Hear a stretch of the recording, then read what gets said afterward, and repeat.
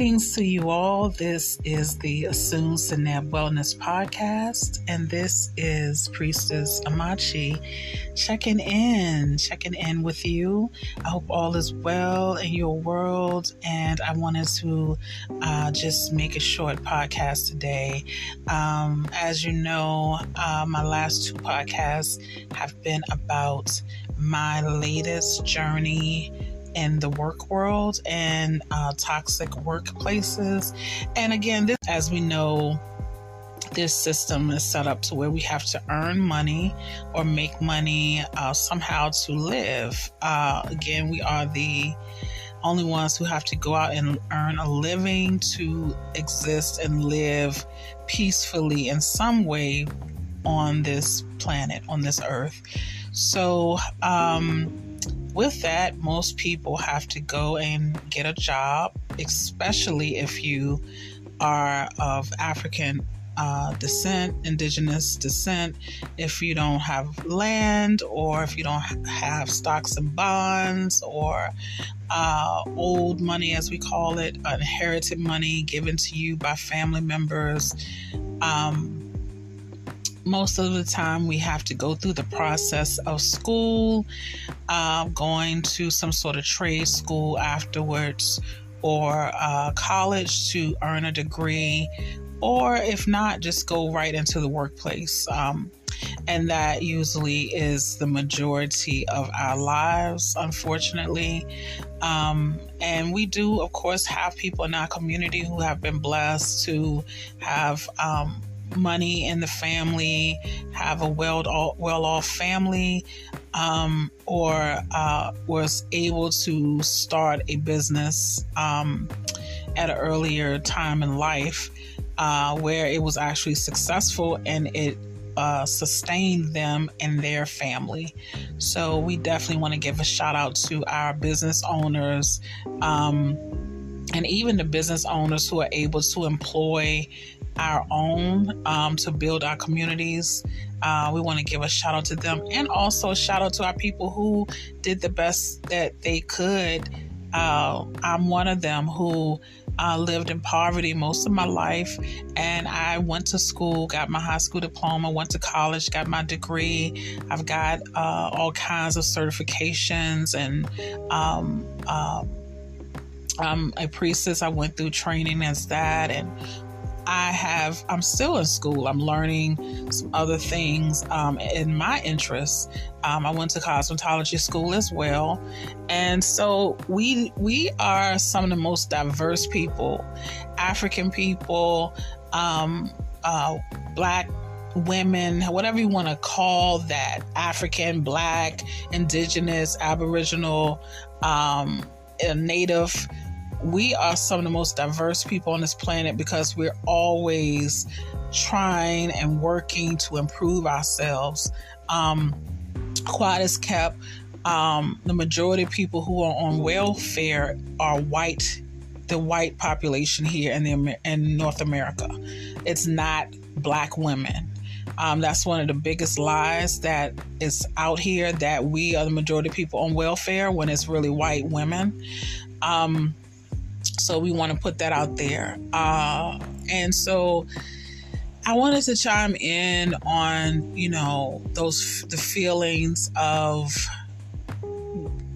people like I can relate to who had that type of background, didn't have all of the support in the beginning, right? And we did the best we could with what we had.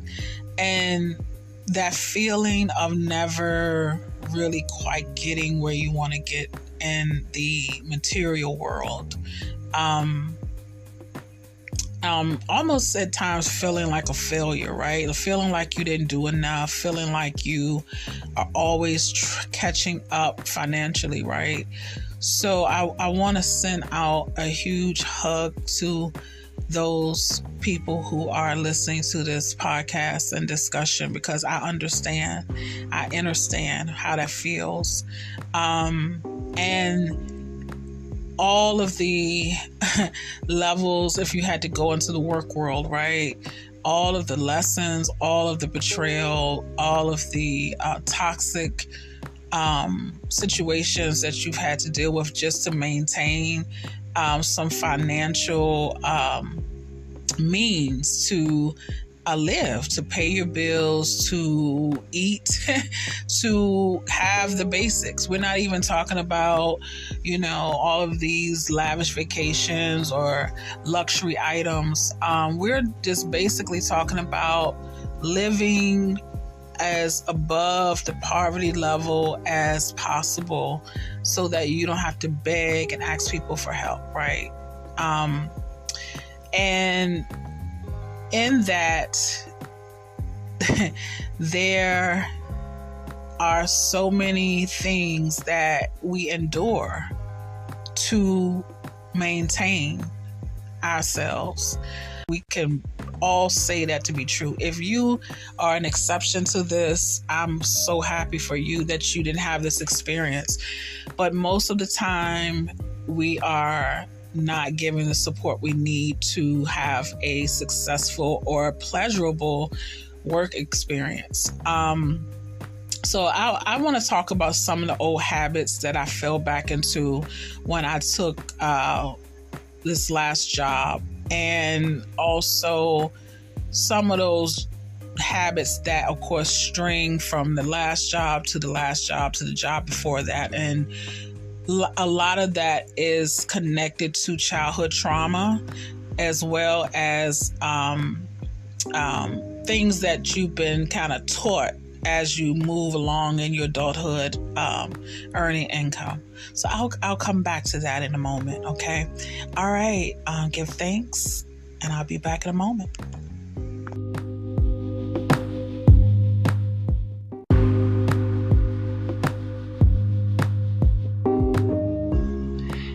We are forward with our discussion about falling back into some toxic behaviors or habits, maybe even from being in certain environments. And again, this can be connected to any environment that you have been in that you may have moved on from, and for whatever reason you accepted a opportunity to go back, or you had to go back, or it was more convenient, and you may have gone back into those environments or places or spaces, and you realize that you are triggered in some way to back to some of those behaviors that you no longer want to partake in. So one of the things that happened to me that I noticed was I overworked myself. I took on too much. My position had me where I was leading a team. So, but when I was given the position, I was told that I would have a small caseload, and I would be more being in the position of management, of leading the team, giving out the work and assisting where needed with the persons that will be working under me to help them. But it didn't turn out that way. And I ended up being the main person with the majority of the work, majority of the outcomes, and as well as the other duties I had to do. So I doubled work that I wasn't thinking that I would have to do. And just a side note, I took a pay cut for this position as well. So that was one thing. And again, that brought forward me overworking myself, staying late, taking work home, and not being satisfied. I am a generator in the system of human design, and one of the things in that is working with your sacral self, working with the sacral, and the outcome of listening to your sacral should be responding in a way that will not have you in frustration. I was not satisfied through this whole process. So I took on too much work. As usual, most Black people are overworked in the workplace. Number 2, my eating habits changed. In the beginning, I was bringing lunch. I was bringing my salads.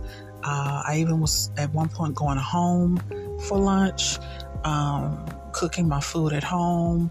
I ended up eating unhealthy as time went on. I was trying to maintain a good diet, live it, but I ended up falling into bad habits of eating snacks that was there. No one forced them on me, but in terms of time, travel time, rushing in the morning to get to work, which I didn't pack lunch most of the time, or I threw something together. It just started taking its toll on me with my living, with the food I was eating. I was eating, snacks and things that were just, they're not good for you, and so I would eat these things at my desk. I was getting in water, but I wasn't getting enough water. So I started, I wouldn't dare buy these things and bring them home. Well, they were there, available there. And of course, in the workplace, people will bring in donuts and sugary drinks, coffee, all of those things. So that started taking its toll on me over time. Another thing that I noticed I was going back into some bad habits was my spiritual maintenance, my spiritual work that I would do in the morning. So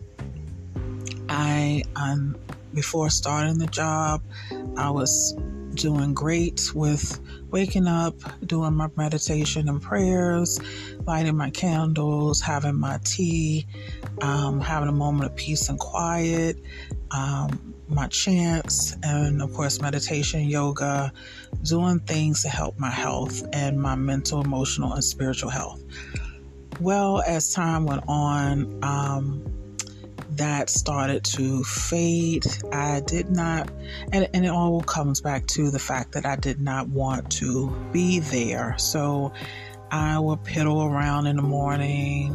I would look at TV. I would wait until the last minute to get dressed, to go to work. And it always seemed like something would happen in the morning would make me have to rush to go to work. I didn't want to get out of the bed. I wanted to sleep longer and just not have to think about what I had to do for the day. And so my spiritual self started to suffer due to all of that. I also felt like because energetically I didn't feel safe there, I had to do spiritual maintenance in terms of protection work. And when you do protection work, when you feel like you have to do it versus you're just doing maintenance protection work, it's a different vibration. Well, I had issues at the job, right? So one of the reasons I was I didn't do the spiritual work in a joyful way was due to the issues that was going on at the job. So I had someone who was causing me a lot of problems at the job. And after this person was fired, due to something that they did, had nothing to do with me, but they would end up being fired. Well, the next person that was hired came along with a host of problems, and that we were all in a small office, so it just caused so many issues in the workplace. I would have to do a totally different podcast episode to talk about that. But so me being an empath, and I'm sensitive. People don't realize that a lot about me. But I didn't want to go. I didn't want to be in there. I didn't want to spend my energy in there. I didn't want to spend my time. And I felt like I was in a box all day in a small building with people who did not like me or I did not trust. So that took me down a road of bad habits to try to cope. Yes.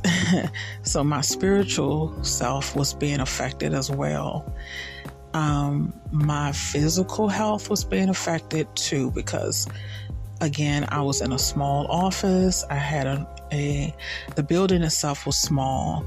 The office itself was a pretty nice size, but it was only so much you can do in terms of physical activity. Because the need of the job required me to constantly be on the phones, emails, doing things at my desk, going back and forth to people's offices. It did not allow me to have enough time to get up and do a lot of walking and to get some steps in. So, of course, my health started to suffer because I sat most of the time. We did have the office, I'll just say office equipment, where you can raise your computer up and stand. So I did that in the beginning, but as time went on and the demand became more, I really didn't take advantage of that as much as time went on because I had other things to do. So my physical health was totally affected, and I feel like I gained weight and I started feeling pain in my body, in my knee, in my hips, stored energy, right? Stored energy sitting in chairs all day. My breathing was shallow. I wasn't getting in deep breaths. I attempted to do some chanting at my desk. But again, people will be, coming into my office, needing things, needing me to sign documents, needing me to overlook things. So I really didn't get that in. And, so my physical health definitely was affected. I know I probably wasn't even getting in 2,000 steps a day. I really don't think I was getting even that in a day. So yeah. So that's another toxic habit that I started back, was not moving enough, right? A lot of times office jobs, they're just not good for your health long term. They're not good for your health. And when I got off of work, I really just wanted to go home and decompress. I did not want to go back out into the world because it was so much traffic to get to and fro, to work and home. I just wanted to be home. And so I did not work out. I did not move enough. I didn't move my body enough. And the job was starting to affect my mental health. I didn't feel safe there. I didn't feel supported. And overall, I didn't trust the people that I worked with or under. So there we are, right? Triggered, and maybe some teenage, feelings came up of not feeling liked or supported, right? So that's a big one. And the office was overall just toxic. So it was a lot of gossip, a lot of side conversations, backdoor conversations, people, you may have had a conversation with someone and you're hoping that they didn't go back and tell the other person, and you find out that they did. So it was a lot of, you just didn't trust anybody in the office. And so that made me suspicious of people. That made me, you would see it just made me suspect, right? Made me feel suspicious of who to talk to and who not to talk to, and who I could trust and not trust. And as time went on, I realized I couldn't trust anyone. So there was a lot of passive aggressive behavior in that office, and there was a majority of women in the office and one male. So it just didn't feel good energetically. It didn't feel good being around people 5 days a week that you didn't trust or feel energetically aligned with. Again, I'm at a place in my life where I prefer not to be around people that are just dealing on a specific frequency. I'm not saying I'm better than anyone. It's nothing like that. It's just you get to a certain point in life where you know where you belong and where you don't belong, who you need to be around, who you don't want to be around. And certain people, they're just at certain points in their life. And it's just that simple. So, there were situations that let me know time and time again that I wasn't in the right place. Now, I did have some moments of laughter. I will not sit here and say that it was all doom and gloom, but the bad outweighed the good, unfortunately. So there you are on that. So I went into some of those bad habits of not taking care of my physical body, not taking care of my spiritual self thoroughly. I even was slacking on my spiritual baths. I wasn't going into nature because I just wanted to go home after work. I didn't feel safe walking in the neighborhood of the building because we were working with a specific population of people, and nothing against them. It's just when you're in a certain place in life, and as a woman, you have to be very careful where you go, and in the city, you just have to be. You can't just go everywhere by yourself, and so there was a lot of gaslighting at the job. There was, again, like I said, some backdoor conversations, some just miscommunication, misunderstandings. It was almost like, how did this happen? And why am I here? Right. And we still had this job we had to do. So it just made it very uncomfortable for me in my spirit, in my soul. And I only stayed because I was getting a consistent check, which most women do. They stay because they have responsibilities. They have things they need to do, including, paying bills and taking care of family and doing all the things that we have to do in this capitalistic system, right? So I stayed because of some of the perks, but yet those perks did not outweigh the toxicity that was in that space and continued to happen. It was like one thing after another. And when you have leadership that it's just in la la land in some respects, I'm just say what it was. You really can't get anything done. And I started gaslighting myself, self-gaslighting, like, well, maybe that didn't happen, or maybe I should have did this, maybe I should have did that, and just totally didn't look at myself as a competent professional, which I know I am. I can represent a company very well and represent myself well, first and foremost. So the gaslighting that was happening in this workplace was unacceptable, and I was totally thrown to the wolves in terms of how I was treated in the end. So I don't appreciate it.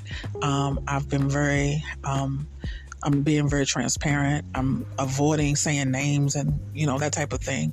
But after speaking with some people who are experts dealing with toxicity in the workplace and Black women in these toxic environments, that one of the things I have to be gentle with myself is speaking my truth. So I will be speaking my truth as well.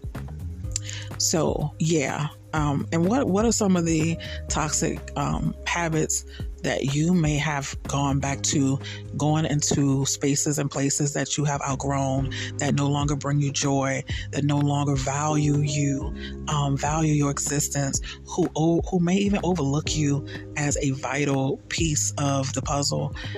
What are some of those, if you do happen to stay or have to stay for whatever reason, do you fall back into some toxic habits along the way? I'm sure there's some more that I haven't discovered yet, because again, these are deep shadow lessons and things that we have to discover sometimes when we step away from a place or a space or a person or a group. So this is not to make it as if you have all the answers right now. I don't have all the answers in this, but again, I know that season, if in God's eyes, I feel like that season of being in those spaces is over for me. God willing, as my Muslim sisters and brothers say, inshallah,